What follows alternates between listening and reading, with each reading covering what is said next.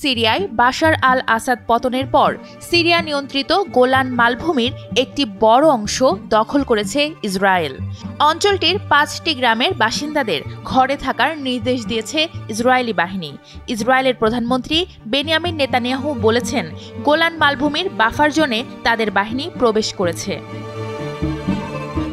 ১৯৭৪ সালে এখানে buffer zone প্রতিষ্ঠিত হয়েছিল, যা ইসরায়েলি অধিকৃত ও সিরিয়ার অঞ্চলের মধ্যে বিভাজন তৈরি করেছিল।